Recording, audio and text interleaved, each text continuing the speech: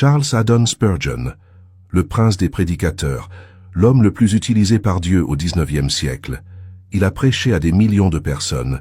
Il a vu des milliers de conversions authentiques.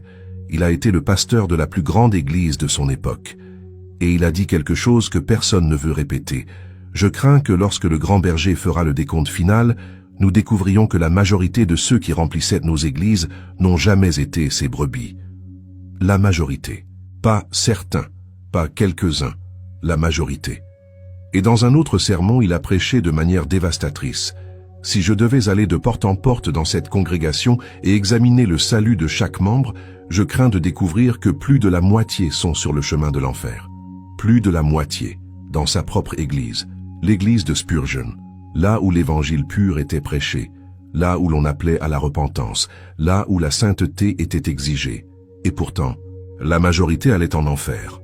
Spurgeon n'était pas pessimiste, il était biblique, car Jésus lui-même a dit « Entrez par la porte étroite, car large est la porte, spacieux est le chemin qui mène à la perdition, et beaucoup sont ceux qui entrent par elle. Car étroite est la porte, et resserré le chemin qui mène à la vie, et peu sont ceux qui les trouvent. » Matthieu 7, 13, 14.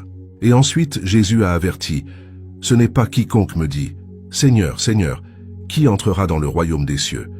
Plusieurs me diront en ce jour-là « Seigneur, Seigneur, n'avons-nous pas prophétisé par ton nom? N'avons-nous pas chassé des démons par ton nom? Et n'avons-nous pas fait beaucoup de miracles par ton nom? Alors je leur dirai ouvertement « Je ne vous ai jamais connu, retirez-vous de moi, vous qui commettez l'iniquité. » Matthieu 7, 21-23. Plusieurs diront « Seigneur, Seigneur ». Plusieurs présenteront des lettres de créance religieuse. Plusieurs s'entendront répondre « Je ne vous ai jamais connu ». Qui sont ces plusieurs? Des gens qui étaient dans l'Église, qui prophétisaient au nom de Jésus, qui chassaient des démons en son nom, qui faisaient des miracles en son nom. Ils n'étaient pas à l'extérieur de l'Église, ils étaient à l'intérieur. Ils n'étaient pas athées, ils étaient religieux, ils n'ignoraient pas le Christ. Ils utilisaient son nom, mais ils n'ont jamais été sauvés. Et Spurgeon, méditant sur ces textes, a conclu « La majorité dans l'Église va en enfer. » Cette vérité est dévastatrice, offensive, inconfortable, mais elle est biblique.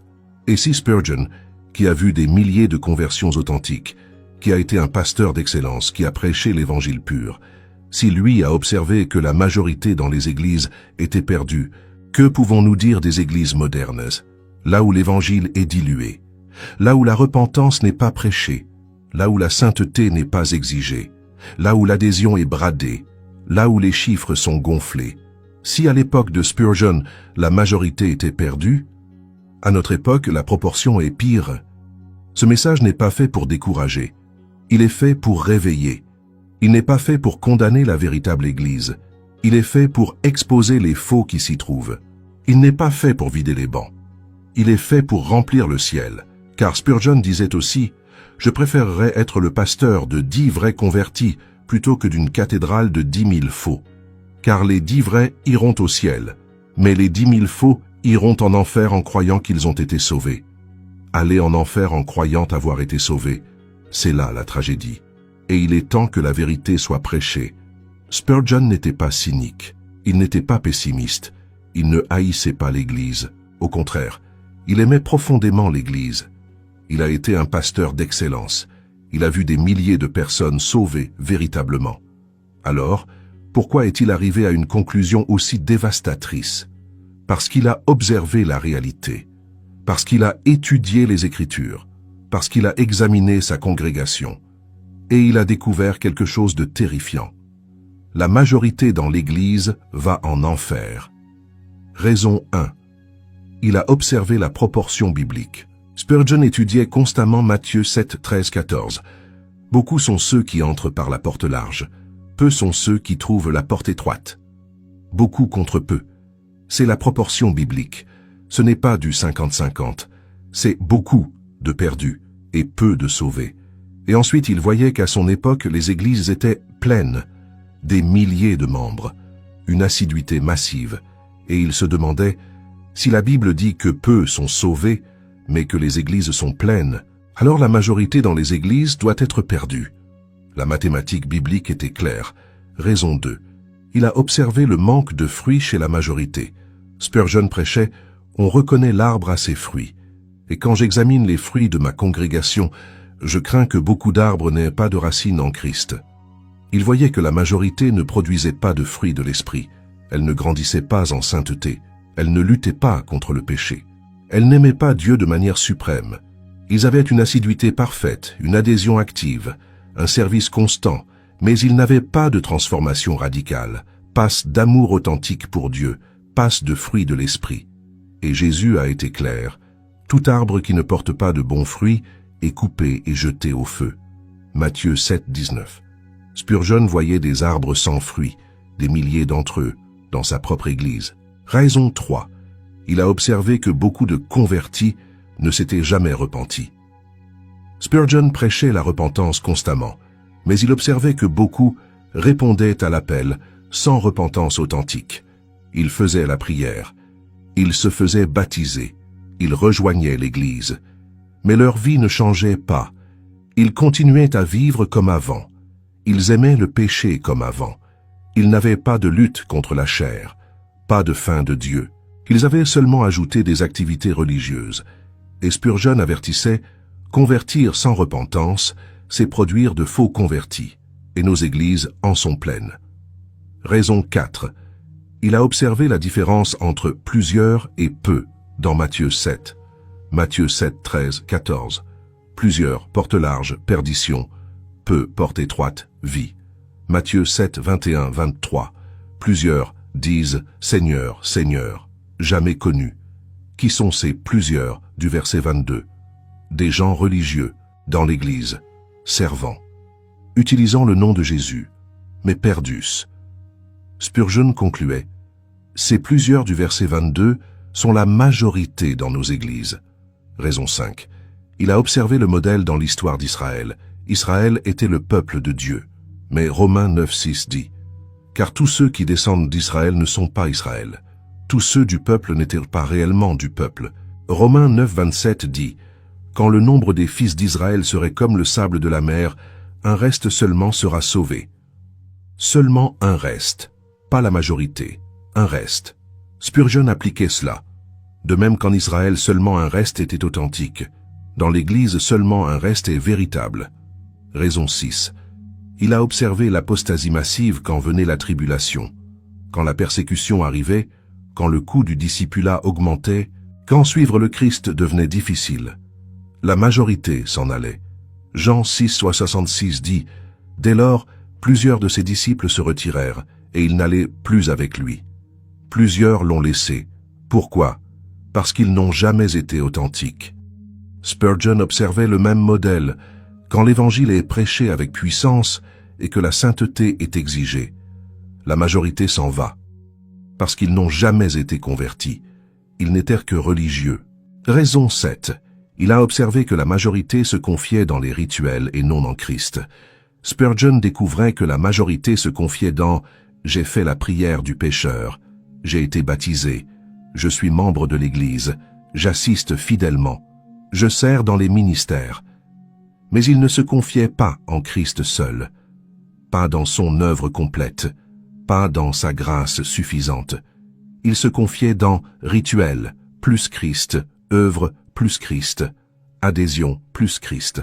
Et Spurgeon prêchait « Si tu te confies dans n'importe quoi d'autre que Christ, tu ne te confies pas en Christ, et tu n'es pas sauvé. » La conclusion inévitable après avoir étudié les Écritures, observé sa congrégation, examiné les fruits, vu le manque de repentance et noté la confiance dans les rituels, fut que Spurgeon arriva à cette conclusion dévastatrice.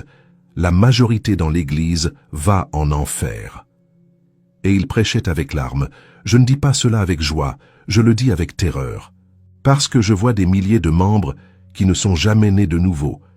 Et au jugement final, ils entendront « Je ne vous ai jamais connu ». Spurgeon n'a pas seulement dit que la majorité était perdue, il a identifié des catégories spécifiques de faux convertis. Il y a 7 types de membres d'Église qui sont perdus, et ils remplissent nos congrégations. Catégorie 1, le converti émotionnel. Celui-là s'est converti dans un moment de haute émotion, dans un culte émouvant. une campagne d'évangélisation ou un moment de crise personnelle. Il a pleuré. Il a ressenti quelque chose de fort. Il a accepté Jésus. Mais Spurgeon avertissait, l'émotion n'est pas la conversion. J'ai vu des milliers de personnes pleurer à l'autel et repartir sans changement, parce que l'émotion s'évanouit, mais la conversion demeure. Ce converti émotionnel a eu une expérience, mais il n'a pas eu de régénération. Il a ressenti quelque chose temporairement, mais il n'est pas né de nouveau. Et quand l'émotion est passée, il est retourné à sa vie antérieure. C'est la preuve qu'il n'a jamais été sauvé. Catégorie 2, le converti intellectuel. Celui-là a cru avec son intelligence. Il comprend la doctrine correcte. Il possède une théologie saine. Il connaît le véritable évangile. Il peut expliquer la justification, la sanctification, la glorification. Mais Spurgeon observait. Le diable aussi croit, et il tremble. Mais il n'est pas sauvé, parce que croire au sujet de Christ n'est pas croire en Christ. Ce converti intellectuel possède l'information correcte, mais il n'a pas la transformation. Il connaît la vérité avec sa tête, mais il ne l'aime pas avec son cœur. Il peut prêcher une doctrine saine, mais il vit une vie charnelle. Catégorie 3, le converti social. Celui-là s'est converti pour des raisons sociales, parce que sa famille est chrétienne, parce que ses amis sont dans l'église, parce que la communauté s'attend à ce qu'il soit religieux. C'est culturellement approprié. Spurgeon avertissait, « Naître dans une famille chrétienne ne te rend pas chrétien. Tout comme naître dans un garage ne fait pas de toi une automobile. » Ce converti social est chrétien par tradition, non par conviction. Il est religieux par culture, non par conversion. Il assiste au culte parce qu'il le faut, non parce qu'il aime Dieu. Catégorie 4. Le converti moraliste. Celui-là a cru parce qu'il veut être une bonne personne. Il voit le christianisme comme un système moral, un code de conduite, des règles pour bien vivre. Il s'efforce d'être bon, de faire le bien, de vivre moralement. Mais Spurgeon prêchait la moralité externe sans régénération interne est du pharisaïsme, et les pharisiens étaient les plus perdus au temps de Jésus. Ce converti moraliste a une réforme externe, mais pas de régénération interne. Il a changé son comportement, mais il n'a pas changé son cœur. Il est une meilleure personne, mais il continue sans être né de nouveau. Catégorie 5, le converti nominal. Celui-ci est chrétien seulement de nom, parce qu'il a été baptisé bébé, parce qu'il est membre de l'Église, parce qu'il apparaît sur les registres, mais il n'a pas de foi authentique, pas de vie transformée, pas de relation avec le Christ. Spurgeon observait, « Nos registres sont remplis de noms, mais le livre de la vie est écrit avec peu de noms. Ce converti nominal possède un certificat de membre, mais il n'a pas le salut. Il est sur la liste de l'Église, mais il n'est pas dans le livre de la vie. » Catégorie 6. Le converti actif mais mort. Celui-là sert activement. Il est présent à tous les cultes, dans tous les ministères, dans toutes les activités. Il prêche, il enseigne, il dirige, il sert. Mais Spurgeon avertissait, « Tu peux être si occupé à servir Dieu que tu n'as plus le temps de le connaître. Et au jugement, ton occupation sera ta condamnation. » Ce converti actif a une activité religieuse, mais il n'a pas de vie spirituelle. Il bouge beaucoup, mais il est spirituellement mort. Comme l'église de Sardes, tu passes pour être vivant et tu es mort. Apocalypse 3, 1. Catégorie 7. Le converti qui se confie dans sa conversion. C'est le plus dangereux, parce qu'il possède une expérience de conversion, un moment dont il se souvient, une date qu'il célèbre, et il se confie en Sélah. J'ai été sauvé le 15 mars 2010. J'ai fait la prière à l'âge de 8 ans. Je me suis baptisé en 2015. Mais Spurgeon avertissait, « Ne te confie pas dans une expérience passée. Examine ta vie présente. Parce que le passé peut être un mensonge, mais le présent révèle la vérité.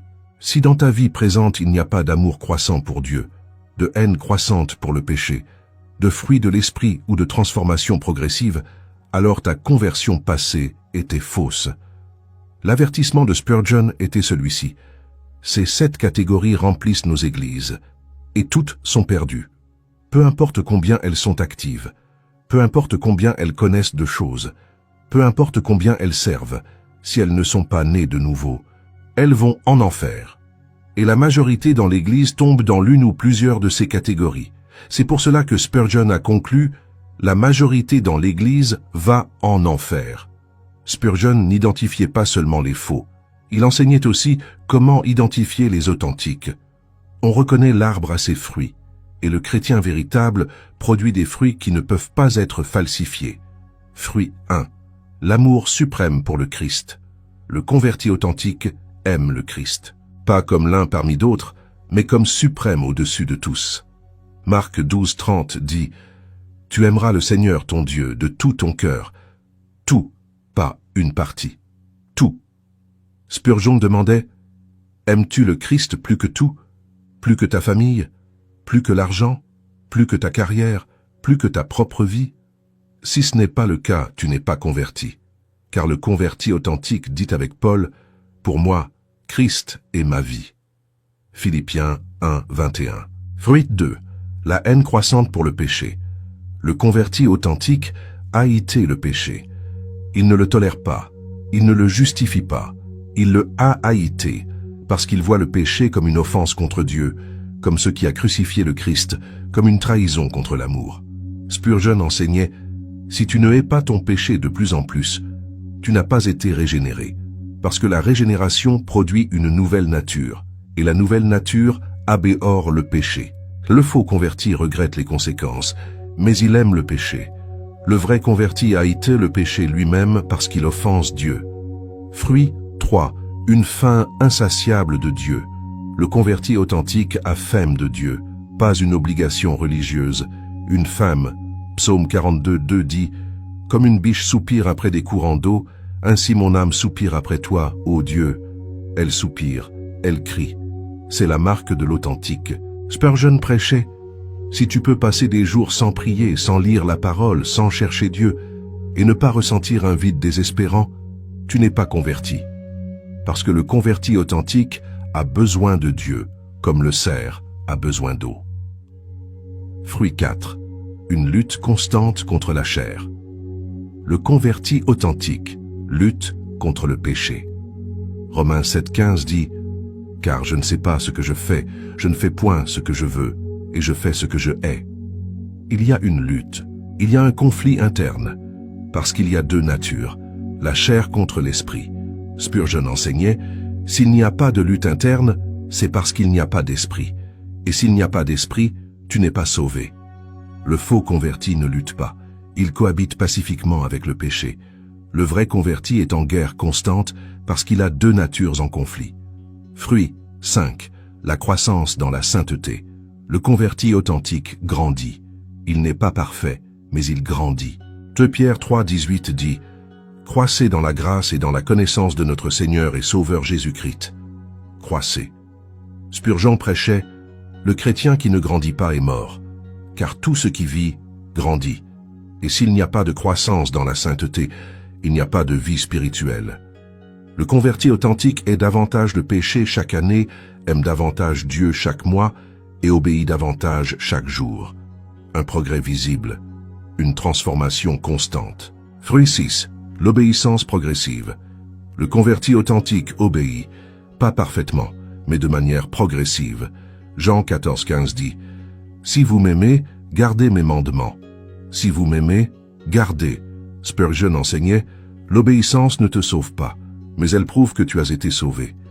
Et s'il n'y a pas d'obéissance croissante, il n'y a pas de salut. » Le faux converti connaît les commandements, mais ne les obéit pas. Le vrai converti lutte pour obéir et progresse avec le temps. Fruit 7. L'amour pour les frères. Le converti authentique aime les frères. 1 Jean 3:14 dit « Nous savons que nous sommes passés de la mort à la vie parce que nous aimons les frères. » Nous savons. Comment? Parce que nous aimons les frères. Spurgeon prêchait « Si tu n'aimes pas les frères authentiquement, tu n'es pas passé de la mort à la vie. » Parce que l'amour fraternel est la preuve de la régénération. Le faux converti tolère les frères par obligation sociale. Le vrai converti aime les frères authentiquement. Fruit 8. La persévérance jusqu'à la fin. Le converti authentique persévère. Il n'abandonne pas quand c'est difficile. Il ne part pas quand cela coûte. Il persévère jusqu'à la fin. Matthieu 24, 13 dit « Mais celui qui persévérera jusqu'à la fin sera sauvé. » Jusqu'à la fin. Pas jusqu'à ce que cela devienne difficile. Jusqu'à la fin.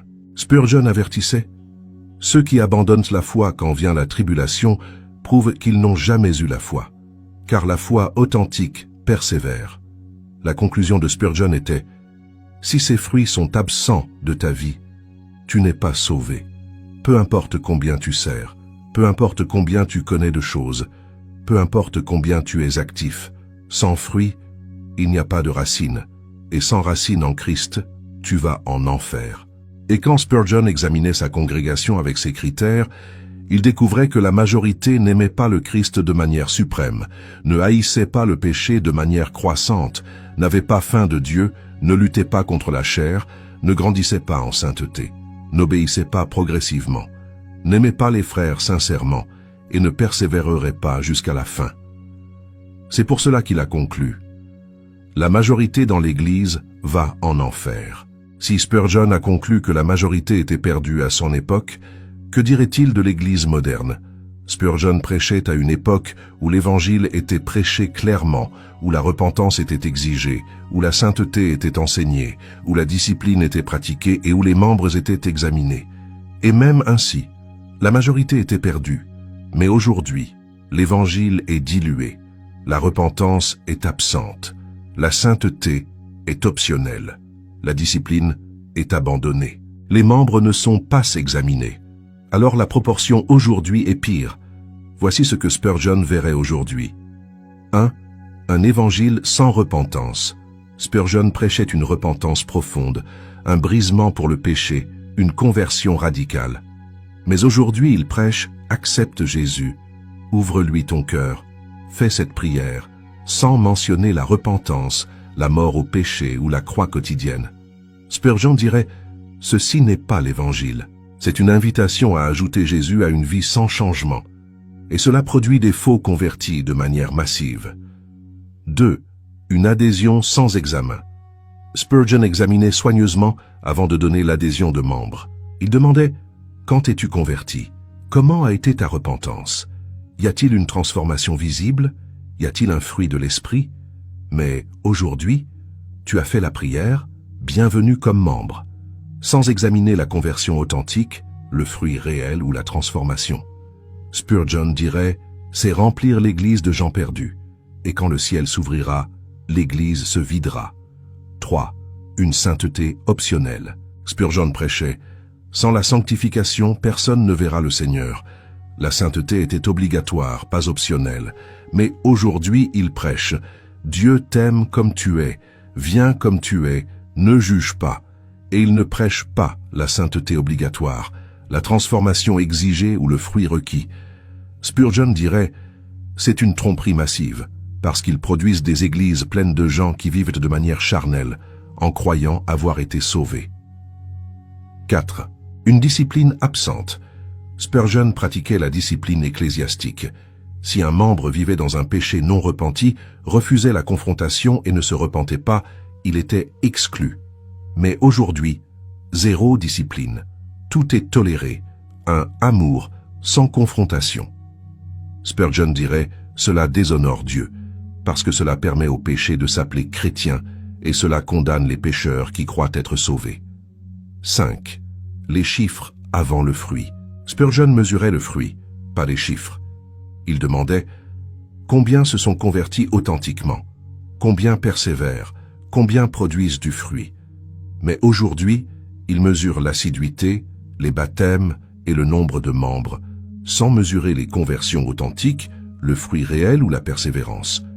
Spurgeon dirait « C'est de la vanité, parce que tu peux avoir 10 000 personnes dans l'Église et 9 000 sur le chemin de l'enfer. » 6. Le divertissement avant l'adoration. Spurgeon prêchait la parole avec puissance. Il appelait à la repentance. Il exigeait la sainteté. Mais aujourd'hui, divertissement, show, performance, tout est conçu pour attirer les foules, garder les gens, faire croître les chiffres, mais pas pour convertir les âmes, transformer les vies ou produire des saints. Spurgeon dirait C'est du théâtre religieux. Ce n'est pas l'Église du Christ. Et cela produit des auditoires, pas des disciples. 7. La grâce à bon marché. Spurgeon prêchait une grâce coûteuse, gratuite pour toi, mais elle a coûté tout au Christ, et elle te coûtera tout à toi. Mais aujourd'hui, il prêche une grâce à bon marché.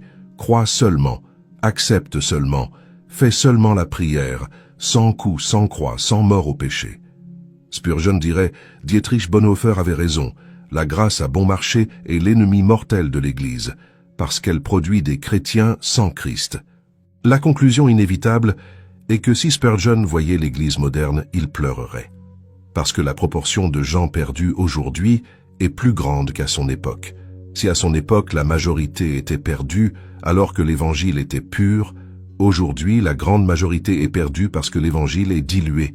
Spurgeon dirait « Je crains que quand le Christ viendra, il trouvera que 90% ou plus de ceux qui remplissent nos églises n'ont jamais été à lui. 90% ou plus. » Telle serait sa conclusion sur l'Église moderne. Après toute cette vérité dévastatrice, vient la question personnelle. Es-tu dans la majorité qui va en enfer ou dans la minorité qui va au ciel? Spurgeon prêchait « Ne présume pas que tu es sauvé parce que tu assistes à l'Église. Examine-toi, parce que la majorité dans l'Église est perdue, et tu pourrais être l'un d'eux. » L'examen de Spurgeon comportait ces questions. Question 1. T'es-tu repenti authentiquement? Pas seulement tu t'es senti mal pour un péché, t'es-tu repenti? As-tu reconnu ton péché contre Dieu? L'as-tu haï profondément? L'as-tu abandonné volontairement? T'es-tu tourné radicalement vers le Christ? Si ce n'est pas le cas, tu n'es pas sauvé. Question 2. Es-tu né de nouveau? Jean 3:3 dit « Si un homme ne naît de nouveau, il ne peut voir le royaume de Dieu. » Il ne peut pas. Es-tu né de nouveau? Y a-t-il une nouvelle nature? Une nouvelle vie? Un changement radical? Si ce n'est pas le cas, tu n'es pas sauvé. Question 3. Y a-t-il un fruit de l'esprit? Galates 5:22-23. Liste. Amour, joie, paix, patience, bonté, bénignité, fidélité, douceur, tempérance. Ce fruit décrit-il ta vie? Pas ta conversion, mais ta vie actuelle. Si ce n'est pas le cas, tu n'es pas sauvé. Question 4. Aimes-tu le Christ de manière suprême? L'aimes-tu plus que tout? Plus que ta famille? Plus que l'argent? Plus que ta propre vie? Si ce n'est pas le cas, tu n'es pas à lui. Question 5. Haïs-tu le péché de manière croissante? Haïs-tu ton péché de plus en plus? Luttes-tu contre lui constamment? Cherches-tu la sainteté activement? Si ce n'est pas le cas, tu n'as pas été régénéré. Question 6. Persévères-tu dans la foi? Suis-tu le Christ quand c'est difficile? Quand cela coûte? Quand on te persécute? Ou est-ce que tu ne suis que quand c'est facile? Si tu abandonnes quand cela coûte, tu n'as jamais eu de foi authentique. Question 7. En quoi as-tu mis ta confiance pour ton salut? En Christ seul? Ou en Christ plus ta prière, Christ plus ton baptême, Christ plus ton adhésion, Christ plus ton service? Si tu te confies dans quelque chose de plus que le Christ, tu ne te confies pas au Christ et tu n'es pas sauvé. Si l'examen révèle que tu n'es pas sauvé, étape 1, ne te trompe pas. Ne dis pas « mais je vais à l'église, mais je sers dans les ministères, mais j'ai fait la prière ». Si le fruit dit que tu n'es pas sauvé, tu n'es pas sauvé. Étape 2, repens-toi aujourd'hui. Luc 13:3 dit « Si vous ne vous repentez, vous périrez tous également. » Tous, y compris les membres d'église. Repens-toi, aujourd'hui, maintenant. Étape 3. Crie au Christ pour sa miséricorde. Luc 18:13 dit « Dieu, sois apaisé envers moi, qui suis un pécheur. » Crie désespérément. Ne fais pas que la prière du pécheur. Crie pour sa miséricorde. Étape 4. Cherche la preuve du nouveau-naissance. Dans les jours suivants, y a-t-il une nouvelle haine pour le péché? Un nouvel amour pour Dieu? Une faim pour sa parole? Une lutte contre la chair? Si oui, tu as été authentiquement converti. Sinon, continue de crier. L'appel final de Spurgeon terminait ses sermons ainsi. « Je préfère t'offenser maintenant avec la vérité que de te voir condamné au jugement. » Je préfère que tu examines ton salut aujourd'hui, plutôt que tu découvres que tu étais perdu après être mort. La majorité dans l'Église va en enfer. Ne fais pas partie de cette majorité. Examine-toi, repens-toi si nécessaire, et assure ton salut, parce qu'il vaut mieux découvrir que tu n'es pas sauvé aujourd'hui, quand tu peux encore te repentir, que de le découvrir au jugement quand il n'y a plus d'espoir.